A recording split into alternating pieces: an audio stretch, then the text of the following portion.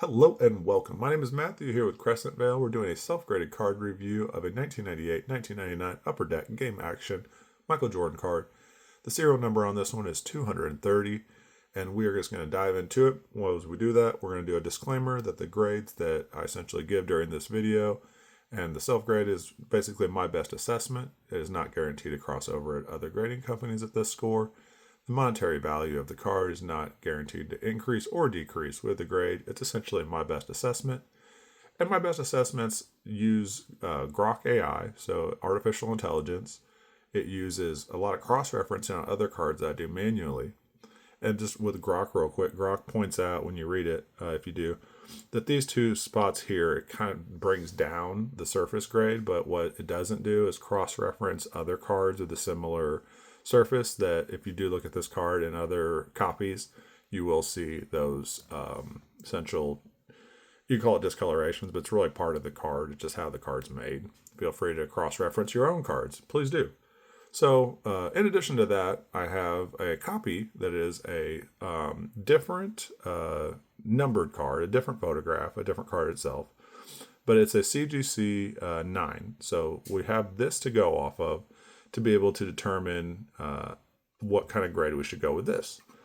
And you can kind of see the surface here is pretty clean. I don't see any real issues with the surface here. I think as I review this card, one of the things that I do see that could have brought the score to a 9 is the corners on it. Corners definitely shown on the back side a little bit more than the front side. Showing some whitening, and that is really, even by the naked eye, I can see that. So just keep that in mind, that 9, as we are going through our grades on this. And let's go ahead and start with the centering. So the centering on this, I can use the anchor point of the upper deck to the edge and kind of get about a 4 here. And I've already done the centering on this beforehand, so I'm just doing this for the video right now. It's about a 3 here, so a little bit of a discrepancy. We can use the font to the side here. Try to go from the top of the font, so that's 4. So left to right is about what I'm looking for. Now, I don't know if my font here to the top is the anchor point, but it is pretty close. I would say there's just a slight discrepancy there.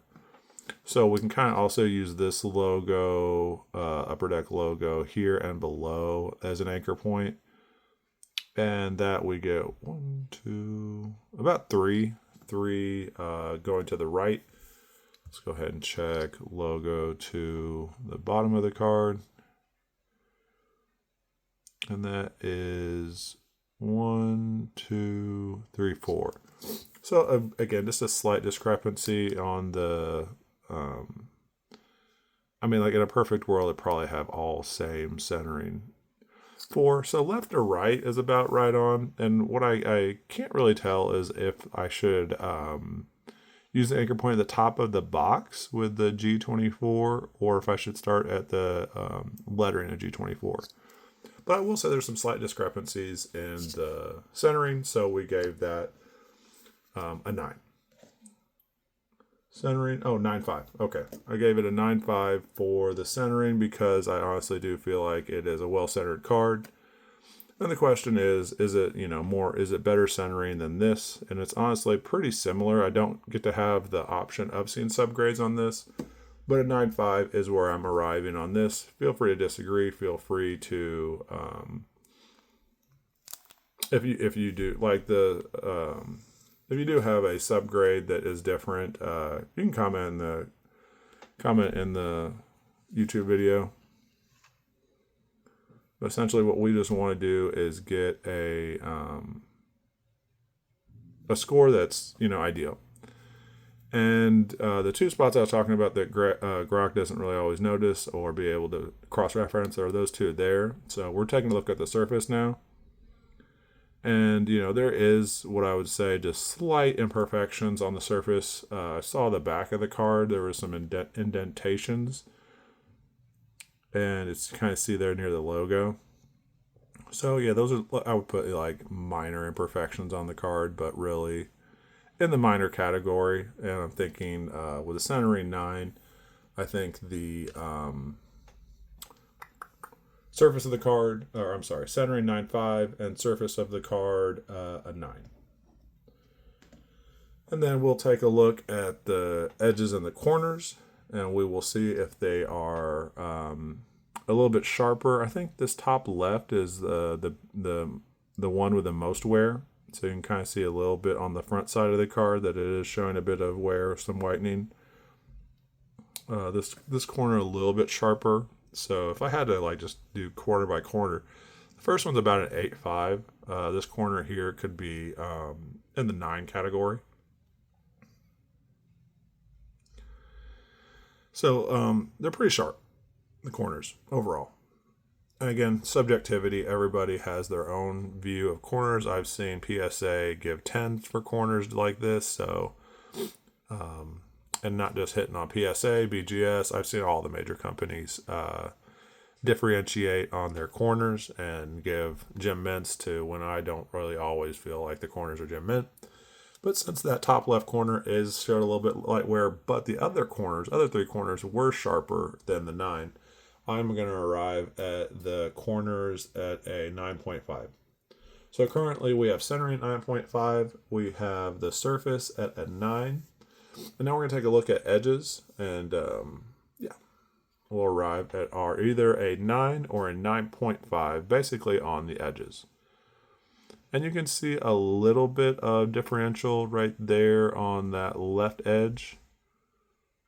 2 times, but very minor wear, and really I would have to take a look if I could even see it with the naked eye. These cards are almost 30 years old, so there's going to be a little bit of wear to them.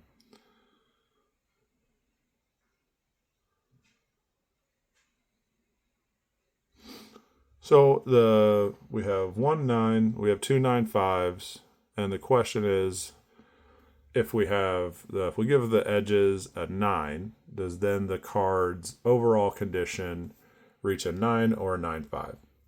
And I think the edges is a 9.5. So we have 2 9.5s and 2 9s. And that makes it a little more difficult to say, is this a better condition card than the game action one that we can cross-reference to? And, my overall goal is to get the best condition score possible. Not always just say self-serving and say, hey, this is essentially a card I'm trying to sell, so therefore it should have a higher grade. This is kind of difficult because I do deep down think that the corners on this card are better. And whenever I was looking at that other one, the surface might be a little bit better on that one, but I can't always tell because it is in a slab. But we will go ahead and take a quick look at that surface again. This is a bit of the Zion slab. We'll add a custom label to it. But I would say that, let's see if we can see, once it's in a slab, I can't really inspect the surface of it as much anymore. And that always kind of bugs me.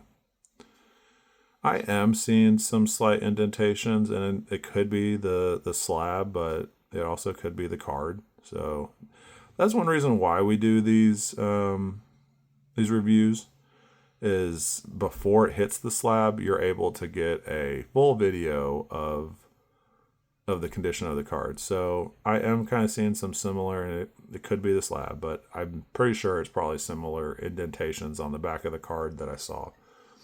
So the corners are a little bit better on this version. The surface is about the same. What was our other 9 that we had on this? Edges. So edges are about the same. I'm going to award this a 9.5. So that is a Mint Plus. Beckett calls it a Gem Mint. We call it a Mint Plus. But honestly, I think that's the most fair and reasonable score to give this card. And I just want to say thank you for watching. Continue to watch. Continue to cross-reference your cards. Continue to refine your grading process. I believe this is now our 44th card that we reviewed. So thank you for watching and continue to watch.